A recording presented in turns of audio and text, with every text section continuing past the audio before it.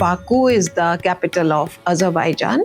Baku को लेकर आपने बहुत सी वीडियोस देखी होंगी, लेकिन जो मैं आपको बताने जा रही हूँ ना, वो आपने किसी वीडियो में नहीं देखा होगा। फर्स्ट डे हमने विजिट किया हैदर एलियफ सेंटर। बहुत ही खूबसूरत म्यूजियम है, white marble art and culture. हम किसी रेस्टोरेंट में वेजिटेरियन फूड खाना चाहते थे, तो हमने अपने ड्राइवर को बोला वहां ले जाने के लिए, लेकिन वो वहां हमें ना ले जाने के उल्टे सीधे बहाने ढूंढने लगा और किसी और जगह के लिए हमें इंसिस्ट करने लगा। आई एम प्रिटी श्योर उसकी वहां पर कमीशन सेट थी। पानी पिया, बॉटल यूं ही फेंक दी, आइसक्रीम खाई, रैपर यूं कार की विंडो से बाहर फेंक दिया, कहीं भी थूक दिया। शर्म आनी चाहिए हमें। बाहर जाकर ये सब करने की हिम्मत होती है? नहीं होती ना, तो अपने देश में कैसे हो जाती है।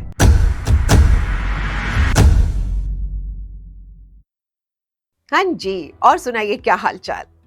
हॉलीडेज किसे पसंद नहीं है, क्योंकि हम सभी कई बार अपनी काम धाम वाली स्ट्रेसफुल लाइफ से दूर भागना चाहते हैं, जिससे कि थोड़ा एंजॉय कर सकें, एक्सप्लोर कर सकें, रिलैक्स कर सकें। रिलैक्स वो तो खैर बिल्कुल नहीं होता, बट स्टिल हॉलीडेज एक्साइटिंग तो होती ही है। और जानते हैं, हमारे इंडिया में तो एक भेड़ चाल चलती है। अगर 4-5 दिन के लिए आसपास किसी इंटरनेशनल डेस्टिनेशन के लिए जाना है, तो आजकल सिंगापुर, मलेशिया, दुबई, दोहा, वियतनाम के साथ साथ एक और नाम जुड़ गया है, बाकू। और आजकल बहुत लोग वहां जा रहे हैं, तो हमने सोचा चलो जी हम भी हो आते हैं। आपको बता दूं कि Baku is the capital of Azerbaijan. It's a nice beautiful place, आप इसे मिनी यूरोप भी कह सकते हैं। बाकू को लेकर आपने बहुत सी वीडियोस देखी होंगी, लेकिन जो मैं आपको बताने जा रही हूँ ना, वो आपने किसी वीडियो में नहीं देखा होगा। तो सबसे पहले बाकू में temperature in August almost India जैसा ही होता है, तो बस उसके अकॉर्डिंगली हो गई हमारी पैकिंग। एनीवेज, पैकिंग करना ना मुझे बड़ा ही डिफिकल्ट और बोरिंग काम लगता है। खैर, 4.5 घंटे की फ्लाइट के बाद पहुंच गए हम Baku and finally to our hotel Fairmont. It's a nice property.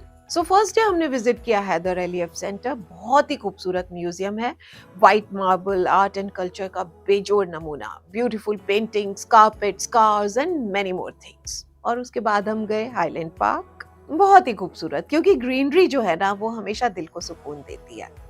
Next day हमने शुरुआत करी टर्किश हमाम से, जो अपने आप में एक डिफरेंट और जबरदस्त एक्सपीरियंस रहा। उसके बाद हम गए यनाडर। पता नहीं मैं नाम सही ले भी रही हूँ या नहीं। और यहाँ पर ना सिर्फ एक आग जलती रहती है, दैट्स इट, और वो एक टूरिस्ट पॉइंट बन गया है। उसके बाद हम गए अताशदा हिंदू फायर टेम्पल। सही है यार, जगह जैसी भी हो, साथ अच्छा हो तो खंडर भी रोमांटिक बन जाते हैं। एनीवेज, अब मैं यहाँ पर कुछ बात करना चाहती हूँ। क्या है ना कि इंडिया में टूरिस्ट प्लेसेस की कमी नहीं है। हेरिटेज, आर्ट, कल्चर का भंडार है हमारा देश। अरे ताजमहल है हमारे पास, लेकिन इस सब के बावजूद भी कुछ बातों की वजह से हमारा देश मात खा रहा है। तो अगर इन बातों पर, इन कमियों पर हम सब लोग मिलकर काम करने लगे, तो टूरिज्म वर्ल्ड में हम एक अच्छी जगह बना सकते हैं, जिससे कि ज्यादा से ज्यादा लोग हमारे देश में घूमने आ सके। तो चलिए, इस बारे में बात करने से पहले ये देखिए a panoramic view of the city from our room. और अब बात करते हैं कि क्या कमी रह गई है हम में, हमारे देश में। सबसे पहली बात है ग्रीनरी। नो डाउट अवेयरनेस बढ़ी है, लोग पहले से ज्यादा प्लांट्स लगाने लगे हैं, लेकिन जरा दिल पे हाथ रखकर बताएं कि कितने लोग प्लांट्स लगाने के बाद उन्हें प्रॉपर पाल पोस भी रहे हैं, पानी और खाद दे रहे हैं, जिससे कि वो सूखे ना, हरा भरा पेड़ बन सके। तो हमें सभी को खुद से वादा करना होगा कि हम ज्यादा से ज्यादा पेड़ लगाएंगे और उनकी प्रॉपर केयर भी करेंगे। क्योंकि कुछ भी कह लो, ग्रीनरी की वजह से जो ब्यूटी आती है ना, वो टूरिस्ट को खींच लाती है। पॉल्यूशन कम होता है, टेम्परेचर गिरता है। अरे दुबई जैसा कंट्री ये सब कर सकता है, तो हम क्यों नहीं कर सकते? अब सेकंड थिंग, क्लीनलीनेस। क्या आप अपना घर गंदा रखते हैं? खाना खाने के बाद जूठे बर्तन यूं ही फेंक देते हैं? कोई फालतू कागज या फिर कोई भी बेकार का सामान ऐसे ही इधर उधर फेंक देते हैं? जहां रहते हैं, खाना खाते हैं, सोते हैं, उठते बैठते हैं, वो जगह तो बड़ी साफ रखते हैं, नीट एंड क्लीन। तो अपने शहर की सड़कों को क्यों गंदा करते हैं? पानी पिया, बॉटल यूं ही फेंक दी। एनीवेज, प्लास्टिक बॉटल्स का यूज तो बिल्कुल बंद हो जाना चाहिए। आइसक्रीम खाई, रैपर यूं कार की विंडो से बाहर फेंक दिया, कहीं भी थूक दिया। शर्म आनी चाहिए हमें। बाहर जाकर ये सब करने की हिम्मत होती है? नहीं होती ना, तो अपने देश में कैसे हो जाती है। क्यों अपने घर, अपने देश को गंदा कर रहे हैं? जानते हैं कितने ही टूरिस्ट गंदगी देखकर हमारे देश में आना नहीं चाहते हैं। अपने देश को साफ रखना हम सभी की रिस्पॉन्सिबिलिटी है और इसे निभाना हर इंसान की प्रायोरिटी होना चाहिए। अगर हर कोई अपने आसपास की जगह साफ रखे, प्लांट्स लगाए, तो मैं सच बता रही हूँ, हमारा देश चमक उठेगा। अब तीसरी बात जो मैं फील करती हूँ वो है ट्रैफिक सेंस, जिसमें सुधार की जरूरत है।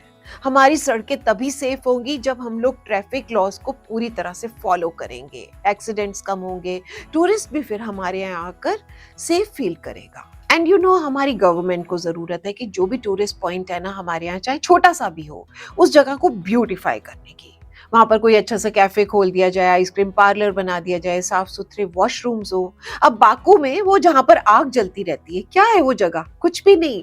लेकिन वहां की गवर्नमेंट ने ये सब करके उस जगह को भी टूरिस्ट के लिए एक सेंटर ऑफ अट्रैक्शन बना दिया है। लेकिन मैं फिर कहूंगी कि गवर्नमेंट को ही ब्लेम करने की जगह, सरकार से ही सब कुछ एक्सपेक्ट करने की जगह, ये हम सबकी भी रिस्पॉन्सिबिलिटी है अपने लेवल पर देश के लिए इन चीजों पर काम करने की। And together we can do it, right? तो चलिए अब बढ़ाते हैं अपने सफर को आगे, और बाकू के बाद हम गए शादाग, जो कि एक हिल स्टेशन है, और ये हमारे होटल का रात का ब्यूटीफुल व्यू। खैर, शादाग में हमने ली cable car ride and roller coaster, जो कि हिल्स पर बना है। बड़ा ही भयंकर वाला एक्सपीरियंस रहा ये, सीरियसली बता रही हूँ। जब पहाड़ से ये रोलर कोस्टर नीचे गिरता है ना, बाय गॉड जान निकल जाती है। But I am so happy कि मैंने इसे एक्सपीरियंस किया, all thanks to my husband, जिसने मुझे इंस्पायर किया, इंसिस्ट किया इस राइड के लिए। और इसी के साथ वक्त आ गया बाकू को टाटा बाय बाय करने का और अपनी आखिरी बात कहने का। हमारे संस्कार, हमारी संस्कृति ने हमें हमेशा सिखाया है अतिथि देवो भव। तो जब भी कोई इंसान हमारे देश में आता है, अगर हम उसका स्वागत एक स्माइल के साथ करते हैं, कहीं उसकी हेल्प कर देते हैं, तो वो इंसान हमारे देश की एक अच्छी छवि लेकर जाता है, हमारे लिए अपने मन में कुछ मीठी यादें बनाकर जाता है। अब सोचिए कि कोई आपको आप किसी दूसरे के देश में है, वो आपको झूठ बोलकर या अपने कमीशन के चक्कर में परेशान कर दे, तो आप उस देश के लोगों की एक गलत छवि बना बैठते हैं, है ना? और कुछ ऐसा ही हुआ हमारे स्टे के लास्ट डे में हमारे साथ। हम किसी रेस्टोरेंट में वेजिटेरियन फूड खाना चाहते थे। हमने गूगल पर सर्च किया, हमें 2 बहुत अच्छे ऑप्शंस नजर आए, उनके रिव्यूज भी काफी अच्छे थे। तो हमने अपने ड्राइवर को बोला वहां ले जाने के लिए, लेकिन वो जो हमारा ड्राइवर था वो वहां हमें ना ले जाने के उल्टे सीधे बहाने ढूंढने लगा और किसी और जगह के लिए हमें इंसिस्ट करने लगा। आई एम प्रिटी श्योर उसकी वहां पर कमीशन सेट थी, क्योंकि वहां पर वेजिटेरियन फूड के ज्यादा ऑप्शन ही नहीं थे। वो प्लेस भी गूगल पर अच्छा रिव्यू नहीं दे रही थी, बट वो इंसिस्ट कर रहा था वहीं जाने के लिए और हमारी बात बिल्कुल नहीं मान रहा था। और सिचुएशन इतनी खराब और स्कैरी हो गई ना कि ना ही वो हमें हमारी डिजायर्ड प्लेस पर लेकर गया और ना ही हम उसकी सजेस्टेड प्लेस पर गए, और भूखे पेट ही एयरपोर्ट आ गए। माना कि हर कोई इंसान एक सा नहीं होता, लेकिन जैसा कि कहते हैं ना कि एक खराब मछली पूरे तालाब को गंदा कर देती है, उसी तरह से एक गलत इंसान पूरे देश की छवि खराब कर देता है। तो दूसरे देश से आए लोगों का सम्मान करें, जरूरत पड़ने पर उनकी हेल्प करें, एक स्माइलिंग एटीट्यूड के साथ उनका वेलकम करें। That's it. So guys, I hope आपको मेरी ये वीडियो जरूर अच्छी लगी होगी। जरूर जाएं बाकू, बट इस तरह के लोगों, स्पेशली ड्राइवर से थोड़ा सावधान रहें। तो चलिए अब इसी के साथ चलती हूँ, फिर मिलती हूँ नेक्स्ट वीडियो में कुछ और दिल की बातों के साथ। Till then, take very good care of yourself. Bye bye, love you all.